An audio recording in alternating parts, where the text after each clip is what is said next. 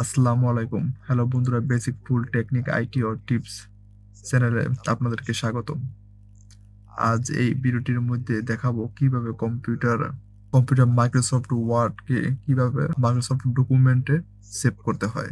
আমরা আজকে শিখবো মাইক্রোসফট ওয়ার্ড একটা ডকুমেন্ট সেভ করতে হয়। মাইক্রোসফট ওয়ার্ড ওপেন করার জন্য আমাদের প্রথমে যেতে হবে টাইপ হিয়ার টু সার্চ, এখানে যেতে হবে। এখানে গিয়ে টাইপ করতে হবে ওয়ার্ড টাইপ করলে এখানে ওয়ার্ড অ্যাপ চলে আসবে, এখানে ক্লিক করতে হবে। ক্লিক করার পর এখানে ব্ল্যাঙ্ক ডকুমেন্ট আছে, ব্ল্যাঙ্ক ডকুমেন্টে ক্লিক করতে হবে। ক্লিক করলে এমন একটা পেজ আসবে। এমন একটা পেজ আসার পর আমাদের একটা ডকুমেন্ট নিতে হবে, একটা ডকুমেন্ট তৈরি করতে হবে। কিভাবে আমরা ডকুমেন্ট তৈরি করে কিভাবে ডকুমেন্ট ওয়ার্ড ডকুমেন্টে সেভ করব, মাইক্রোসফট ডকুমেন্টে কিভাবে সেভ করব। সেভ করার জন্য আমি এখানে একটা ডকুমেন্ট তৈরি করি। দেখো, আমি একটা নেম নিলাম। এখন এই নামটা আমি একটু বড় করব। বড় করার জন্য এখানে গেলাম।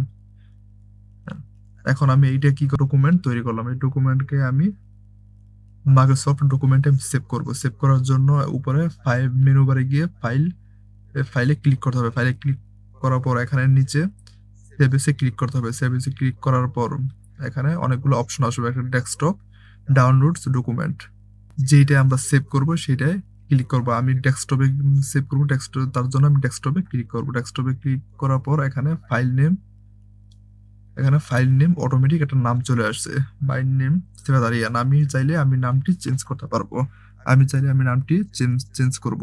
চেঞ্জ করার জন্য কিবোর্ড থেকে ডিলিট করতে হবে। ডিলিট করার নাম দিয়ে আমি সেভ করব। তাই আমি আরিয়ান একটা নাম দিলাম। এখানে আমি ওয়ার্ড ডকুমেন্টে আমি সেভ করব, মাইক্রোসফট ওয়ার্ডে আমি সেভ করব। মাইক্রোসফট ওয়ার্ডে সেভ করার জন্য সেভ টাইপে ওয়ার্ড ডকুমেন্ট থাকবে, এটাই থাকবে। পরে আমি সেভে ক্লিক করব। সেভে ক্লিক করার পর এটা আমার সেভ হয়ে গেছে। মাইক্রোসফট ওয়ার্ডে এটা সেভ হয়ে গেছে, এখানে চলে আসছে সিফাত আরিয়ান। মাইক্রোসফট ওয়ার্ডে সেভ হয়ে গেছে। এখন এটা ক্লিক করি।